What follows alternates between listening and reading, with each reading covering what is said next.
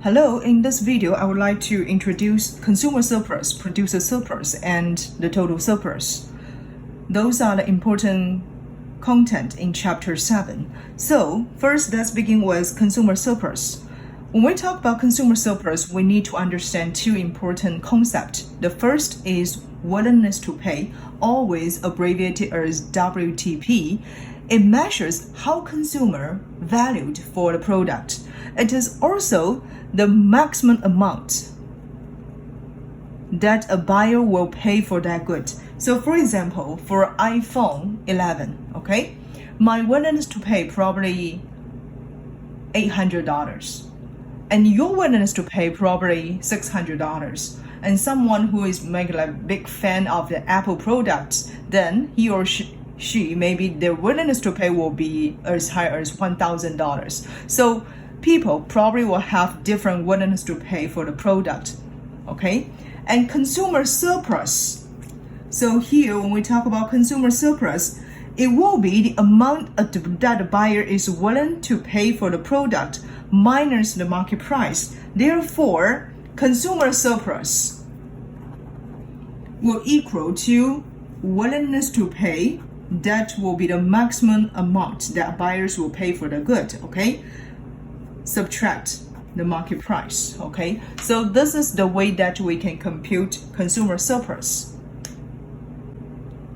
We can also compute consumer surplus through a graph, okay? So for example,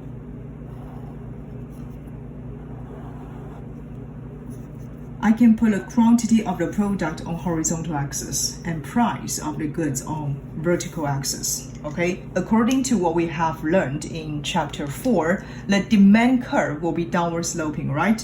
So if this is the demand curve for the product, and we assume the market price will be here, okay? So here we might assume the market price will be at point A, okay? So I mark P1 here. This is the market price, and correspondingly we can have the quantity consumed by consumer, right? And which area will represent for consumer surplus, okay? So consumer surplus will be the area below this demand curve but above this market price, okay? So this area will represent for consumer surplus, okay? I'll mark here, this will represent for consumer surplus for this triangle, okay? And how can we get a consumer surplus? Through the graph. So for example, you should know the price at this level, okay? So I can treat this one as P2, okay? And then we can compute the consumer surplus based on the area of this triangle, okay? So it will equal to 1/2, right? Times height and then times the base. So I can times P2 minus P1. This part will represent the height, okay? This one will be the height. And then we will times with the base, okay? The base is Q1, from 0 to Q, right? So this is Q1. So this is the way that we can compute for consumer surplus through a graph. So there are two ways to compute a consumer surplus. Either you will use the willingness to pay minus the market price to get a consumer surplus, or you can also get a consumer surplus through a graph.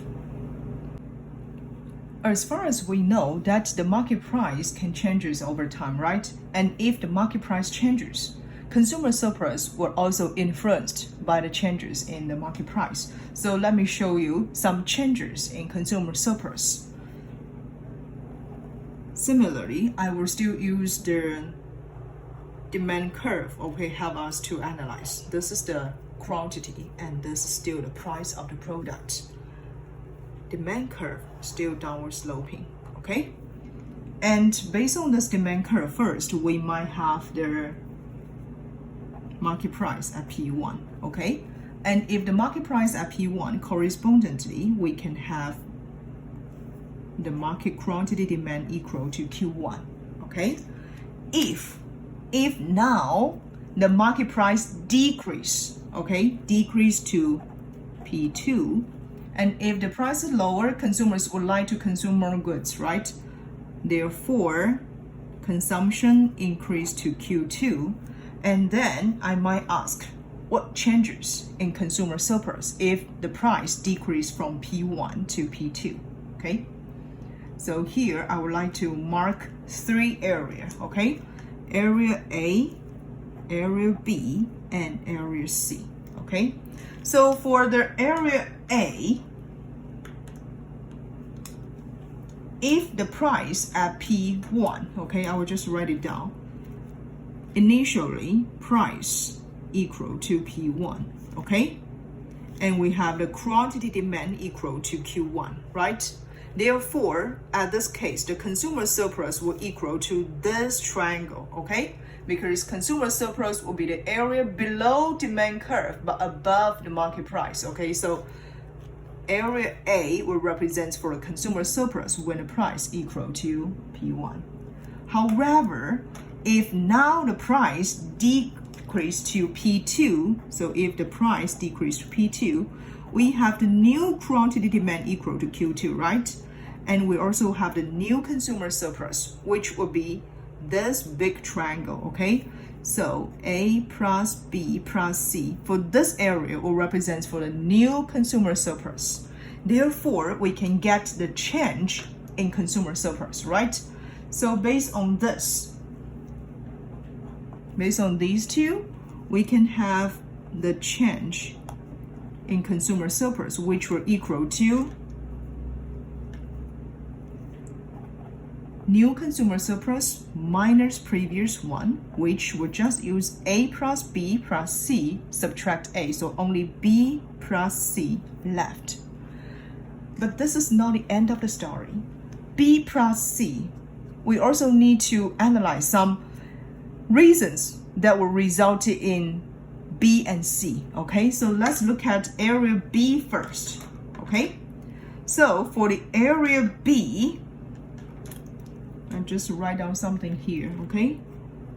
For the area B, if you look at this triangle, this is the rectangle, okay? If you look at this rectangle, this will represent for the initial consumers. They purchase the product. Now they can enjoy lower price, right? So this is the increases in consumer surplus for the initial consumer, okay? For the initial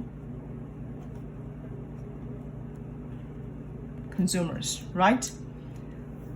How about this area C? Originally, consumers in the market just purchased Q1, right?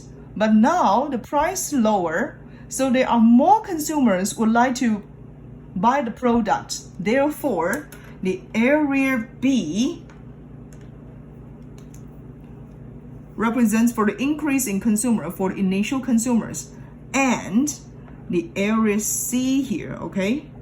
This C here will represent for the increase in consumer surplus. Increases in consumer surplus for the new consumers entering the market.